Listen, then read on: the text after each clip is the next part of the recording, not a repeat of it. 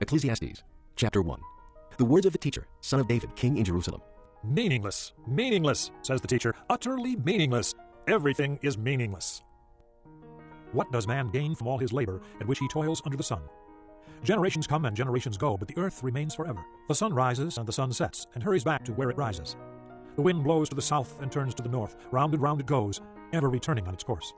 All streams flow into the sea, yet the sea is never full. To the place the streams come from, there they return again. All things are wearisome, more than one can say. The eye never has enough of seeing, nor the ear its fill of hearing. What has been will be again. What has been done will be done again. There is nothing new under the sun. Is there anything of which one can say, "Look, this is something new"? It was here already, long ago. It was here before our time. There is no remembrance of men of old, and even those who are yet to come will not be remembered by those who follow. I, the teacher, was king over Israel in Jerusalem. I devoted myself to study and to explore by wisdom all that is done under heaven. What a heavy burden God has laid on men. I have seen all the things that are done under the sun. All of them are meaningless, a chasing after the wind. What is twisted cannot be straightened, what is lacking cannot be counted. I thought to myself, look, I have grown and increased in wisdom more than anyone who has ruled over Jerusalem before me. I have experienced much of wisdom and knowledge. Then I applied myself to the understanding of wisdom, and also of madness and folly. But I learned that this, too, is a chasing after the wind. For with much wisdom comes much sorrow, the more knowledge, the more grief. Chapter 2. I thought in my heart, come now, I will test you with pleasure to find out what is good. But that also proved to be meaningless. Laughter, I said, is foolish, and what does pleasure accomplish? I tried cheering myself with wine, and embracing folly. My mind still guided me with wisdom. I wanted to see what was worthwhile for men to do under heaven during the few days of their lives. I undertook great projects. I built houses for myself and planted vineyards. I made gardens and parks and planted all kinds of fruit trees in them. I made reservoirs to water groves of flourishing trees. I bought male and female slaves and had other slaves who were born in my house. I also owned more herds and flocks than anyone in Jerusalem before me. I amassed silver and gold for myself and the treasure of kings and provinces. I acquired men and women singers, and a harem as well, the delights of the heart of man. I became greater by far than anyone in Jerusalem before me. In all this, my wisdom stayed with me. I denied myself nothing my eyes desired. I refused my heart no pleasure. My heart took delight in all my work, and this was the reward for all my labor. Yet when I surveyed all that my hands had done and what I had toiled to achieve, everything was meaningless, a chasing after the wind. Nothing was gained under the sun. Then I turned my thoughts to consider wisdom and also madness and folly. What more can king's successor do than what has already been done? I saw that wisdom is better than folly, just as light is better than darkness. The wise man has eyes in his head, while the fool walks in the darkness, but I came to realize that the same fate overtakes them both. Then I thought in my heart, the fate of the fool will overtake me also. What then do I gain by being wise? I said in my heart, this too is meaningless. For the wise man, like the fool, will not be long remembered. In days to come both will be forgotten. Like the fool, the wise man too must die. So, I hated life, because the work that is done under the sun was grievous to me. All of it is meaningless, a chasing after the wind. I hated all the things I had toiled for under the sun, because I must leave them to the one who comes after me. And who knows whether he will be a wise man or a fool. Yet he will have control over all the work into which I have poured my effort and skill under the sun. This, too, is meaningless. So, my heart began to despair over all my toilsome labor under the sun. For a man may do his work with wisdom, knowledge, and skill, and then he must leave all he owns to someone who has not worked for it. This, too, is meaningless and a great misfortune. What does a man get for all the toil and anxious striving with which he labors under the sun? All his days, his work is pain and grief. Even at night, his mind does not rest. This, too, is meaningless. A man can do nothing better than to eat and drink and find satisfaction in his work. This, too, I see, is from the hand of God, for without him, who can eat or find enjoyment? To the man who pleases him, God gives wisdom, knowledge, and happiness. But to the sinner, he gives the task of gathering and storing up wealth to hand it over to the one who pleases God. This, too, is meaningless, a chasing after the wind. Chapter 3. There is a time for everything, and a season for every activity under heaven. A time to be born and a time to die. A time to plant and a time to uproot. A time to kill and a time to heal. A time to tear down and a time to build. A time to weep and a time to laugh. A time to mourn and a time to dance. A time to scatter stones and a time to gather them. A time to embrace and a time to refrain. A time to search and a time to give up. A time to keep and a time to throw away. A time to tear and a time to mend. A time to be silent and a time to speak. A time to love and a time to hate. A time for war and a time for peace. What does the worker gain from his toil? I have seen the burden God has laid on men. He has made everything beautiful in its time. He has also set eternity in the hearts of men, yet they cannot fathom what God has done from beginning to end.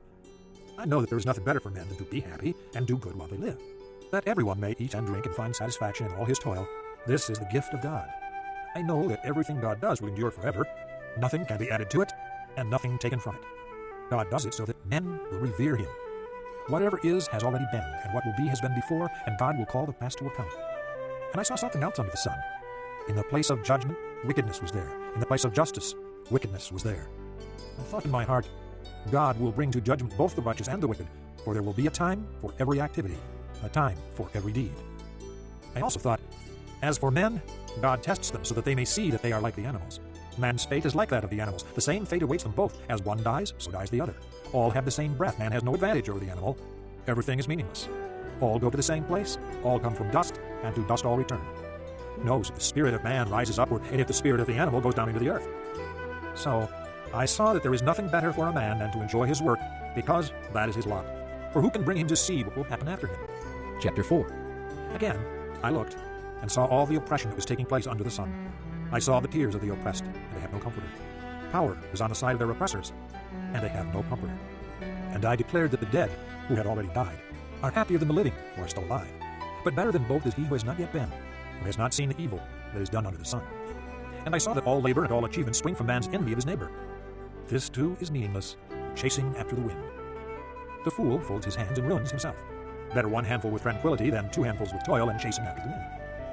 Again, I saw something meaningless under the sun. There was a man all alone. He had neither son nor brother. There was no end to his toil, yet his eyes were not content with his wealth. For whom am I toiling? He asked. Why am I depriving myself of enjoyment? This too is meaningless, a miserable business. Two are better than one because they have a good return for their work. If one falls down, his friend can help him up, but pity the man who falls and has no one to help him up. Also, if two lie down together, they will keep warm. But how can one keep warm alone? Though one may be overpowered, two can defend themselves. A cord of 3 strands is not quickly broken. Better a poor but wise youth than an old but foolish king who no longer knows how to take warning. The youth may have come from prison to the kingship, or he may have been born in poverty within his kingdom. I saw that all who lived and walked under the sun followed the youth, the king's successor. There was no end to all the people who were before them. Those who came later were not pleased with the successor. This too is meaningless, a chasing after the wind. Chapter 5. Guard your steps when you go to the house of God. Go near to listen rather than to offer the sacrifice of fools who do not know that they do wrong. Do not be quick with your mouth, do not be hasty in your heart to utter anything before God. God is in heaven, and you are on earth, so let your words be few. As a dream comes when there are many cares, so the speech of a fool when there are many words. When you make a vow to God, do not delay in fulfilling it. He has no pleasure in fools. Fulfill your vow. It is better not to vow than to make a vow and not fulfill it. Do not let your mouth lead you into sin, and do not protest to the temple messenger, my vow was a mistake. Why should God be angry at what you say and destroy the work of your hands? Much dreaming and many words are meaningless. Therefore, stand in awe of God.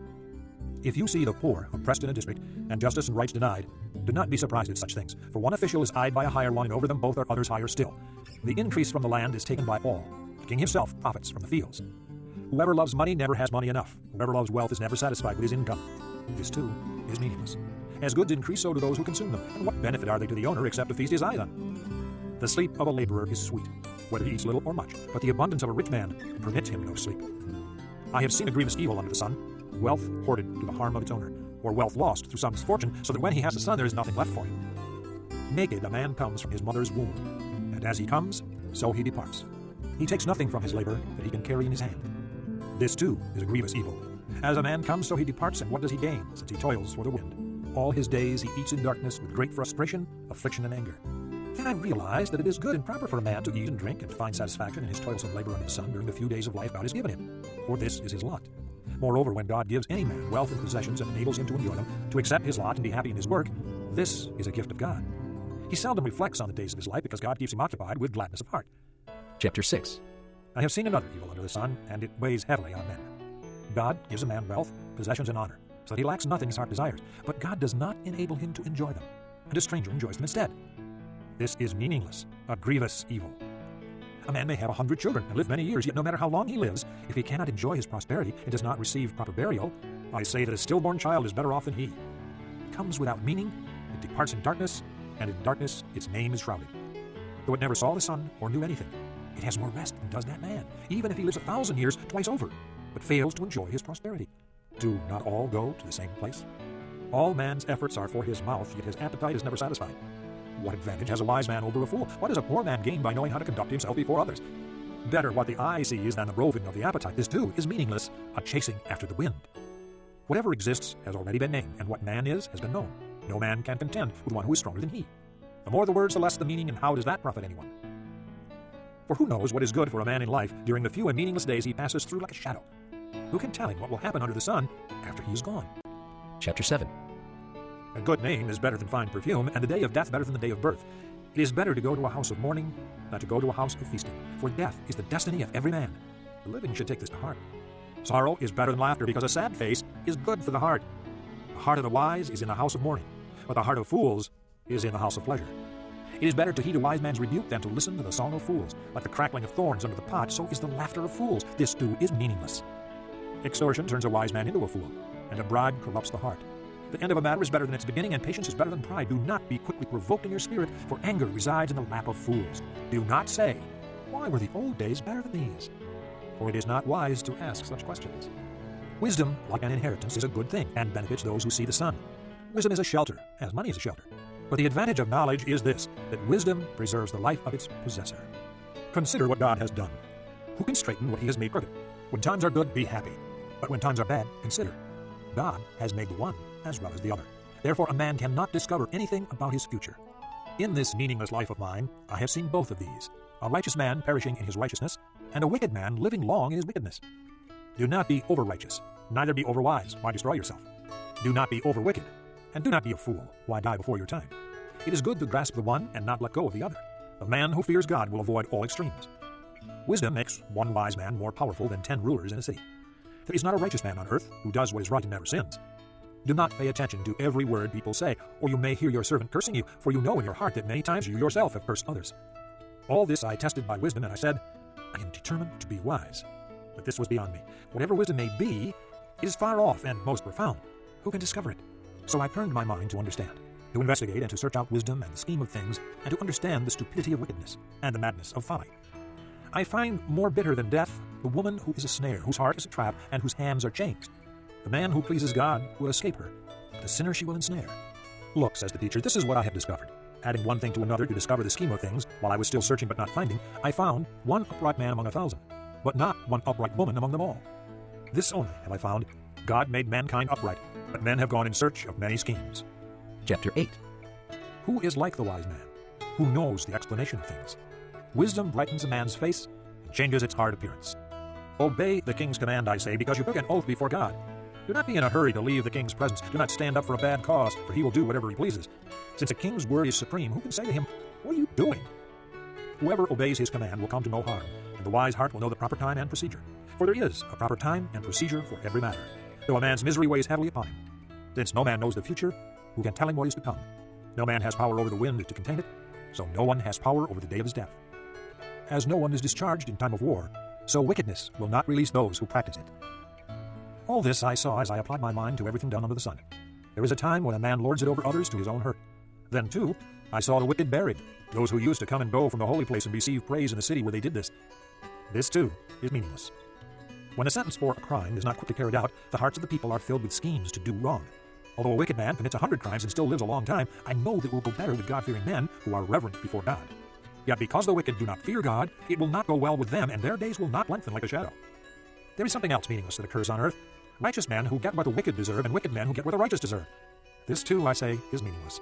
So I commend the enjoyment of life, because nothing is better for a man under the sun than to eat and drink and be glad. Then joy will accompany him in his work all the days of the life God has given him under the sun. When I applied my mind to know wisdom, and to observe man's labor on earth, his eyes not seeing sleep day or night, then I saw all that God has done. No one can comprehend what goes on under the sun. Despite all his efforts to search it out, man cannot discover its meaning. Even if a wise man claims he knows, he cannot really comprehend it. Chapter 9. So I reflected on all this and concluded that the righteous and the wise and what they do are in God's hands. But no man knows whether love or hate awaits him. All share a common destiny, the righteous and the wicked, the good and the bad, the clean and the unclean, those who offer sacrifices and those who do not. As it is with the good man, so with the sinner. As it is with those who take oaths, so with those who are afraid to take them. This is the evil in everything that happens under the sun. The same destiny overtakes all. The hearts of men, moreover, are full of evil, and there is madness in their hearts while they live, and afterward they join the dead. Anyone who is among the living has hope. Even a live dog is better off than a dead lion. For the living know that they will die, But the dead know nothing. They have no further reward, and even the memory of them is forgotten. Their love, their hate, and their jealousy have long since vanished. Never again will they have a part in anything that happens under the sun. Go, eat your food with gladness, and drink your wine with a joyful heart, for it is now that God favors what you do. Always be clothed in white, and always anoint your head with oil. Enjoy life with your wife whom you love. All the days of this meaningless life that God has given you under the sun, all your meaningless days. For this is your lot in life, and in your toilsome labor under the sun. Whatever your hand finds to do, do it with all your might. For in the grave, where you are going, there is neither working, nor planning, nor knowledge, nor wisdom. I have seen something else under the sun. The race is not to the swift, or the battle to the strong. Nor does food come to the wise, or wealth to the brilliant, or favor to the learned. But time and chance happen to them all. Moreover, no man knows when his hour will come. As fish are caught in a cruel net, or birds are taken in a snare, so men are trapped by evil times that fall unexpectedly upon them. I also saw under the sun this example of wisdom that greatly impressed me. There was once a small city with only a few people in it, and a powerful king came against it, surrounded it, and built huge siege works against it. Now there lived in that city a man poor but wise, and he saved the city by his wisdom. But nobody remembered that poor man, so I said, wisdom is better than strength, but the poor man's wisdom is despised, and his words are no longer heeded. The quiet words of the wise are more to be heeded than the shouts of a ruler of fools. Wisdom is better than weapons of war, but one sinner destroys much good. Chapter 10.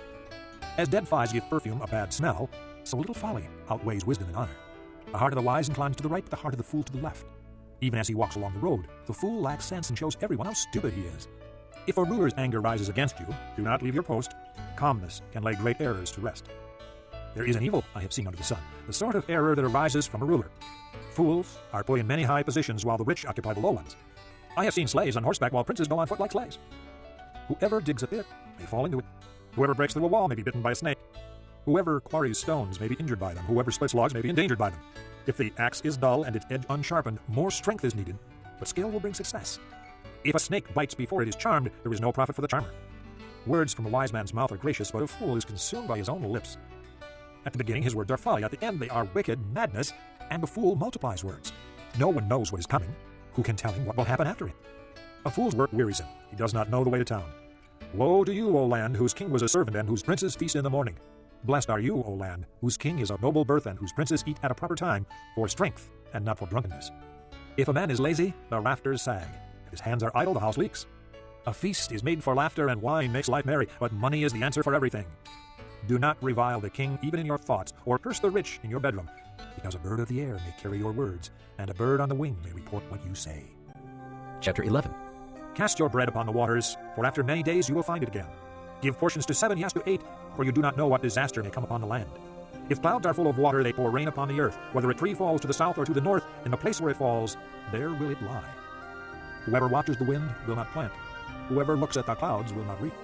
As you do not know the path of the wind or how the body is formed in mother's womb, so you cannot understand the work of God, the maker of all things. Sow your seed in the morning, and at evening let not your hands be idle, for you do not know which will succeed, whether this or that, or whether both will do equally well. Light is sweet, and it pleases the eyes to see the sun. However many years a man may live, let him enjoy them all. But let him remember the days of darkness, for they will be many. Everything to come is meaningless. Be happy, young man, while you are young, and let your heart give you joy in the days of your youth. Follow the ways of your heart and whatever your eyes see. But know that for all these things, God will bring you to judgment. So then, banish anxiety from your heart and cast off the troubles of your body, for youth and vigor are meaningless. Chapter 12.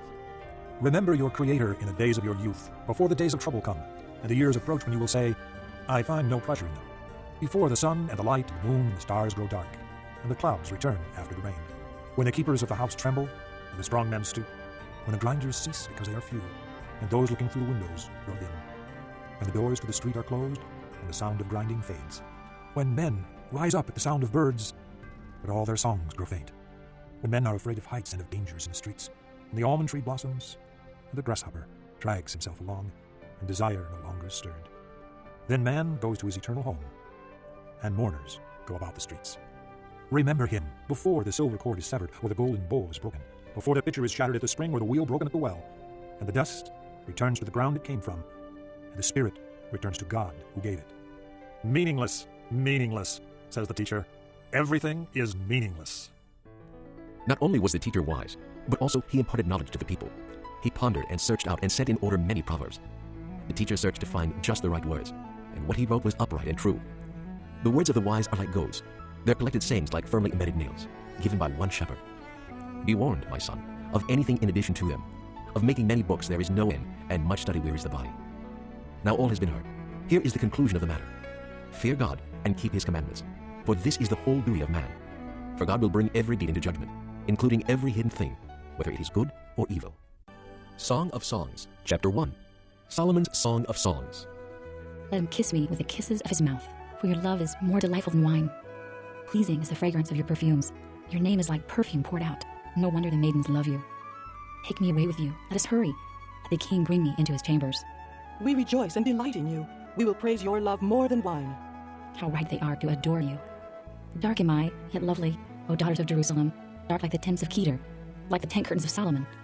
Do not stare at me because I am dark, because I am darkened by the sun. My mother's sons were angry with me, made me take care of the vineyards. My own vineyard I have neglected. Tell me, you whom I love, where you graze your flock, and where you rest your sheep at midday. Why should I be like a veiled woman beside the flocks of your friends? If you do not know, most beautiful of women, follow the tracks of the sheep and graze your young goats by the tents of the shepherds. I liken you, my darling, to a mare harnessed to one of the chariots of Pharaoh. Your cheeks are beautiful with earrings, your neck with strings of jewels. We will make you earrings of gold studded with silver. While the king was at his table, my perfume spread its fragrance. My lover is to me a sachet of myrrh resting between my breasts. My lover is to me a cluster of henna blossoms from the vineyards of Encl. How beautiful you are, my darling. Oh, how beautiful. Your eyes are doves. How handsome you are, my lover. Oh, how charming, and our bed is verdant. The beams of our house are cedars. Our rafters are firs. Chapter 2. I am a rose of Sharon, a lily of the valleys. Like a lily among thorns is my darling among the maidens. Like an apple tree among the trees of the forest is my lover among the young men. I delight to sit in his shade, and his fruit is sweet to my taste. He has taken me to the banquet hall, and his banner over me is love. Strengthen me with raisins, refresh me with apples, for I am faint with love. His left arm is under my head, and his right arm embraces me. Daughters of Jerusalem, I charge you, by the gazelles and by the does of the field, do not arouse or awaken love until it so desires. Listen, my lover. Look, here he comes, leaping across the mountains, bounding over the hills. My lover is like a gazelle or a young stag. Look, there he stands behind our wall, gazing through the windows, peering through the lattice. My lover spoke and said to me, Arise, my darling, my beautiful one, and come with me. See, the winter is past. The rains are over and gone. Flowers appear on the earth. The season of singing has come. The cooing of doves is heard in our land. The fig tree forms its early fruit. The blossoming vines spread their fragrance. Arise, come, my darling, my beautiful one, come with me. My dove in the clefts of the rock, in the hiding places on the mountainside. Show me your face. Let me hear your voice, for your voice is sweet, and your face is lovely. Catch for us the foxes, the little foxes that ruin the vineyards, our vineyards that are in bloom. My lover is mine, and I am his. He browses among the lilies, until the day breaks and the shadows flee. Turn, my lover, and be like a gazelle or like a young stag on the rugged hills. Chapter 3. All night long on my bed, I looked for the one my heart loves. I looked for him, but did not find him. I will get up now and go about the city, through its streets and squares. I will search for the one my heart loves. So I looked for him, but did not find him. The watchmen found me as they made their rounds in the city. Have you seen the one my heart loves? Scarcely had I passed them when I found the one my heart loves. I held him and would not let him go, till I had brought him to my mother's house, to the room of the one who could deceive me. Daughters of Jerusalem, I charge you, by the gazelles and by the does of the field, do not arouse or awaken love until it so desires. Who is this coming up from the desert, like a column of smoke, perfume with myrrh and incense, made from all the spices of the merchant? Look, it is Solomon's carriage, escorted by 60 warriors, the noblest of Israel, all of them wearing the sword, all experienced in battle, each with his sword at his side, prepared for the terrors of the night. King Solomon made for himself the carriage. He made it of wood from Lebanon. Its posts he made of silver, its base of gold. Its seat was upholstered with purple, its interior lovingly inlaid by the daughters of Jerusalem. Come out, you daughters of Zion, and look at King Solomon wearing the crown with which his mother crowned him on the day of his wedding, the day his heart rejoiced.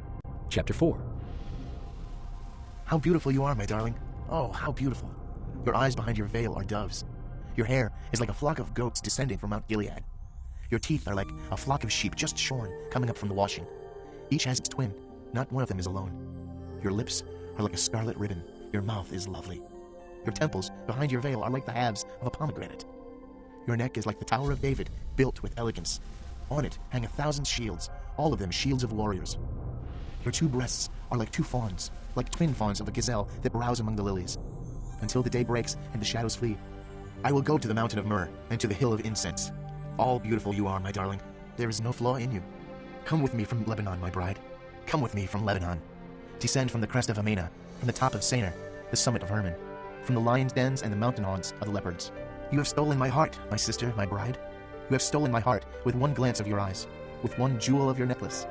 How delightful is your love, my sister, my bride. How much more pleasing is your love than wine, and the fragrance of your perfume than any spice. Your lips drop sweetness as the honeycomb, my bride. Milk and honey are under your tongue. The fragrance of your garments is like that of Lebanon. You are a garden locked up, my sister, my bride. You are a spring enclosed, a sealed fountain. Your plants are an orchard of pomegranates, with choice fruits, with henna and nard and saffron, calamus and cinnamon, with every kind of incense tree, with myrrh and aloes and all the finest spices. You are a garden fountain, a well of flowing water streaming down from Lebanon. Awake, north wind, and come, south wind. Blow on my garden, that its fragrance may spread abroad. Let my lover come into his garden and taste its choice fruits. Chapter 5. I have come into my garden, my sister, my bride. I have gathered my myrrh with my spice. I have eaten my honeycomb and my honey. I have drunk my wine and my milk. Eat, O friends, and drink. Drink your fill, O lovers. I slept, but my heart was awake. Listen, my lover is knocking. Open to me, my sister, my darling, my dove, my flawless one. My head is drenched with dew, my hair with the dampness of the night. I have taken off my robe. Must I put it on again? I have washed my feet. Must I soil them again? My lover thrust his hand through the latch opening. My heart began to pound for him. I rose to open for my lover, and my hands dripped with myrrh. My fingers with flowing myrrh on the handles of the lock. I opened for my lover, but my lover had left. He was gone. My heart sank at his departure. I looked for him, but did not find him. I called him, but he did not answer. The watchmen found me as they made their rounds in the city. They beat me. They bruised me. They took away my cloak.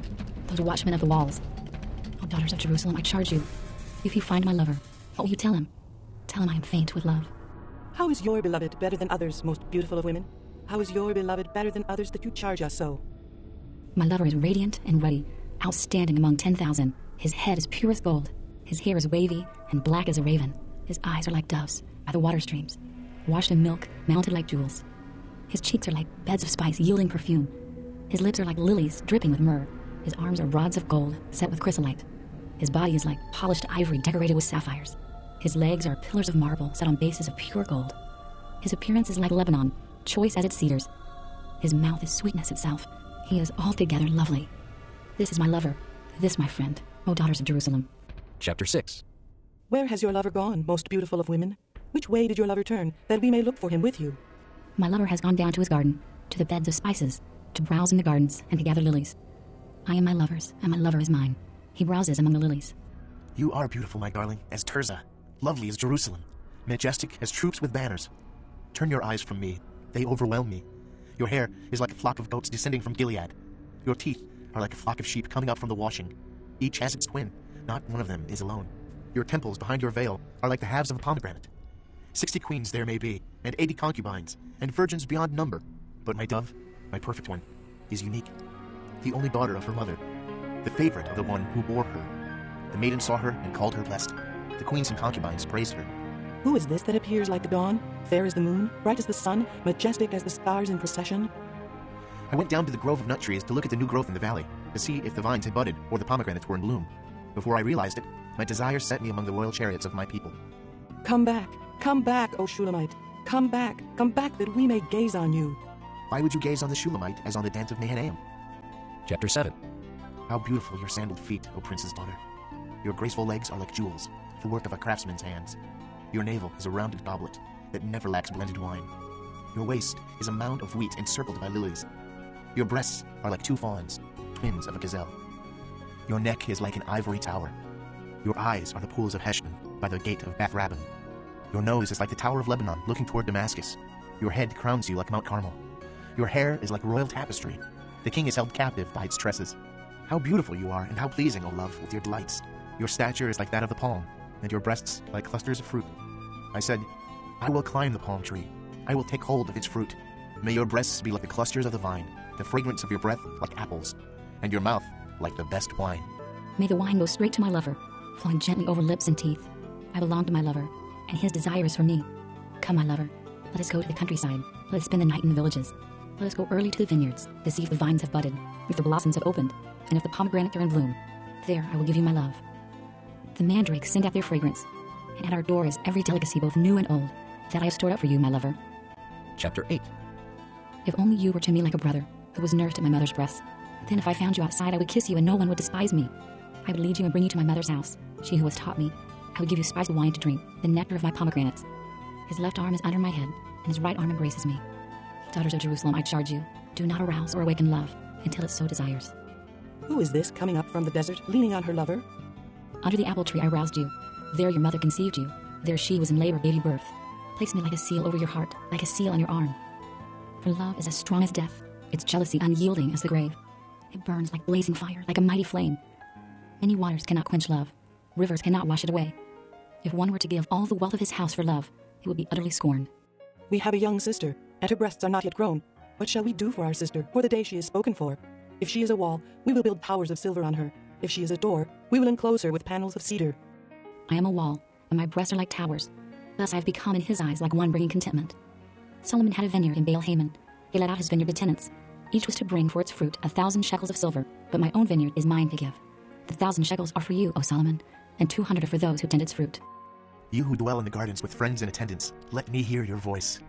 Come away, my lover, and be like a gazelle or like a young stag on the spice-laden mountains.